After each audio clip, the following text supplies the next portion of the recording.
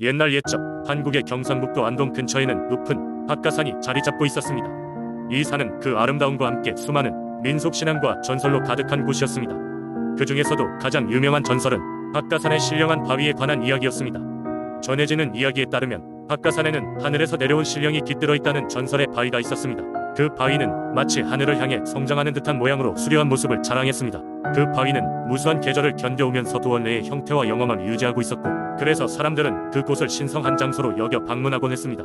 옛날 박가산 근처에 작은 마을이 있었는데, 이 마을 사람들은 농사일로 생계를 이어나갔습니다. 어느 해 심한 가뭄이 찾아와 마을의 모든 농작물이 시들 시름에 빠지게 되었습니다. 마을 사람들은 걱정에 휩싸였고, 많은 사람들이 기우제를 지내며 하늘에 도움을 청했지만 하늘은 무심하게도 비를 내리지 않았습니다. 마을 사람들은 절망에 빠졌으나 어느 날 밤 한 노인이 꿈을 꾸게 되었습니다. 꿈에서 신령한 모습의 노인이 나타나 박가산의 신령한 바위에 기도와 제물을 바치면 생명의 물을 받을 수 있으리라는 메시지를 전해주었습니다. 꿈에서 깨어난 노인은 이 꿈이 신령께서 보낸 예언임을 깨닫고 마을 주민들에게 이 사실을 알렸습니다. 마을 사람들은 노인의 이야기를 듣고 큰 희망을 갖고 박가산으로 모여들었습니다. 그들은 산길을 따라 신령한 바위까지 어려운 여정을 견뎌내며 이른 아침부터 밤이 깊어질 때까지 정성껏 기도를 바쳤습니다.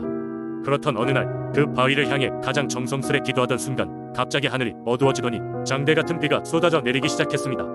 비는 며칠간 계속되었고 메마른 땅은 다시금 생기를 되찾아 커다란 곡식이 주렁주렁 열리게 되었습니다. 마을 주민들은 자신들이 받은 신령의 은혜에 감사하며 박가산을 신령의 산으로 더더욱 숭배하게 되었습니다. 그 후 박가산의 신령한 바위는 마을 사람들에게 매년 들리는 제례의 중심이 되었고, 그 은혜에 감사하는 의미로 매년 제사를 올리게 되었습니다. 이 이야기는 오랜 세월 동안 안동 지방에 전해지는 민속신앙으로 자리 잡게 되었고, 지금까지도 박가산은 신비롭고 신성한 기운이 가득한 장소로 많은 사람들에게 기억되고 있습니다. 두 번째 이야기, 옛날 옛적 무주의 깊은 산속 부천동이라는 신비로운 마을이 있었습니다. 이 마을은 사방이 높은 산으로 둘러싸여 외부와의 왕래가 드물었으나 자연의 경치와 풍부한 자연자원 덕분에 마을 사람들은 자급자족하며 평화롭게 살아갔습니다. 그러나 부천동에는 하나의 특별한 점이 있었습니다. 그것은 바로 마을 입구에 위치한 거대한 바위였는데, 이 바위에는 신비로운 전설이 깃들어 있었습니다. 마을 사람들은 그 바위를 부천동의 수호석이라고 불렀습니다. 전해 내려오는 이야기에 따르면 이 수호석은 마을의 평화를 지키기 위해 하늘에서 내린 신령의 선물이라고 했습니다. 만약 수호석에 큰 위협이 다가온다면 그것은 마을 전체에 큰 재앙을 불러올 것이라는 경고가 있었지요. 많은 세월이 흘러 어느 날 외딴 마을의 탐욕스러운 관리가 부천동을 지나게 되었습니다. 관리의 눈은 수호석에 머물렀고, 그는 그 거대한 바위에 숨겨진 비밀을 풀면 자신의 부귀영화를 누릴 수 있을 것이라고 확신했습니다. 그는 곧 자신의 수하들을 불러 수호석을 깨뜨리고 그 속에 숨겨진 보물을 찾으라고 명령했습니다. 이 소식을 들은 마을 장로들은 깊은 걱정에 빠졌습니다. 장로들은 이 사건을 그냥 두고 볼 수 없었습니다. 이에 장로들은 마을의 청년들에게 과거 마을의 수호 신령에게 희생을 바침으로써 보호를 받았던 이야기를 전하였고, 마을 사람들이 모두 모여 수호 신령에게 간절한 기도를 드렸습니다. 그리고 그날 밤 부천동의 하늘에는 밝고 선명한 오로라가 펼쳐졌습니다. 그 오로라는 마치 아름다운 신의 군단이 춤추는 듯하였고, 그 빛 아래에서 수호석은 더욱 눈부시게 빛났습니다.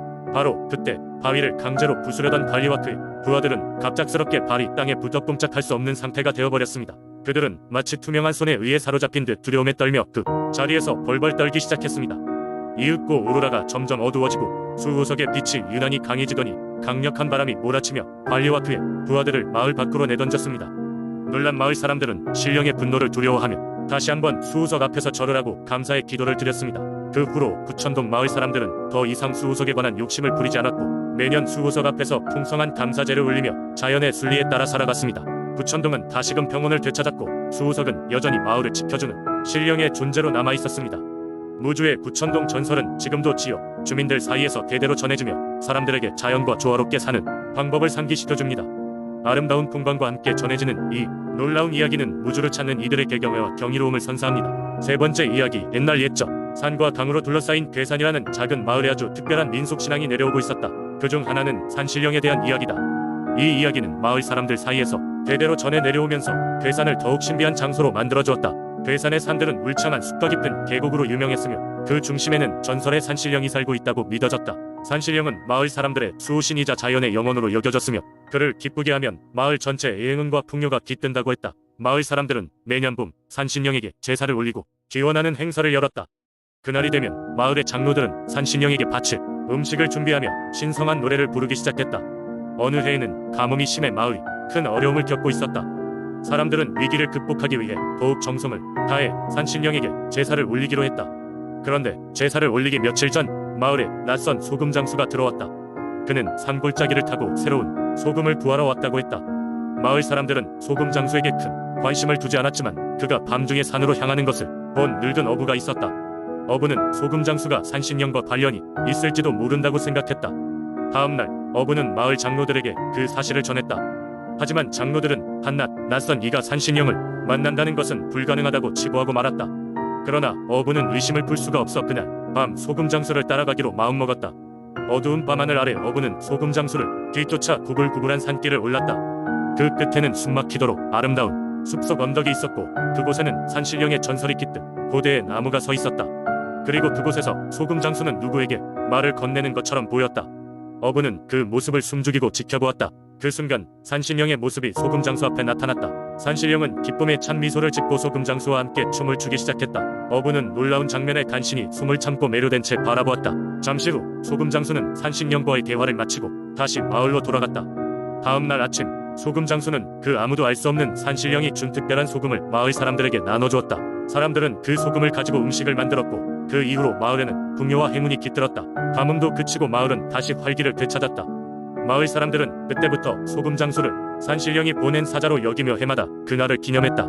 소금 장수는 다시는 나타나지 않았지만 괴산 사람들은 언제나 그의 이야기를 후손들에게 전하며 그날의 행운을 감사히 여겼다. 이처럼 괴산의 신비로운 산신령과 소금 장수의 이야기는 마을 사람들의 가슴속에 깊이 새겨져 오늘날까지도 전해져 내려오고 있다. 네 번째 이야기. 옛날 아주 오래전 충청남도 보령 지방에는 은산할머니라는 신령한 존재가 있었다고 전해진다. 그 할머니는 보령 사람들에게 있어 마을의 수호신과 같은 존재였는데 그녀의 전설은 오늘날도 지역 사람들 사이에서 전해 내려오고 있다.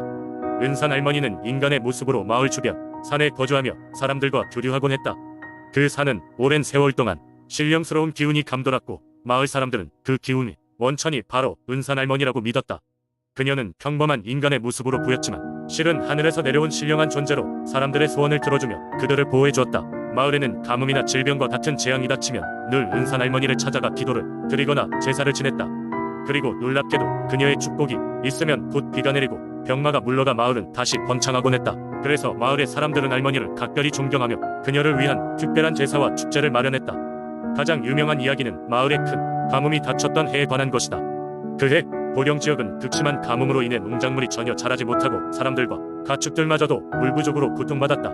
마을 사람들은 모두 절망에 빠져 신에게 간절히 비를 내려달라고 기도했다. 하지만 그들의 기도는 아무런 효과를 발휘하지 못했고 어느덧 사람들은 마지막 희망을 은산할머니에게 걸었다.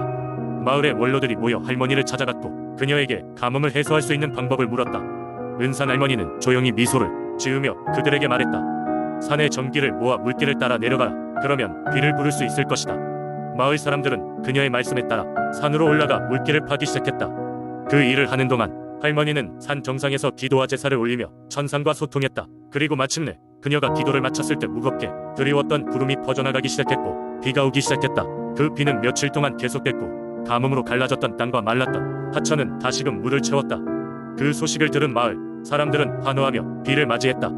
이후 마을에서는 매년 은산할머니에게 감사 의미로 축제를 열어 그녀의 자비와 신령스러운 기운을 기렸다.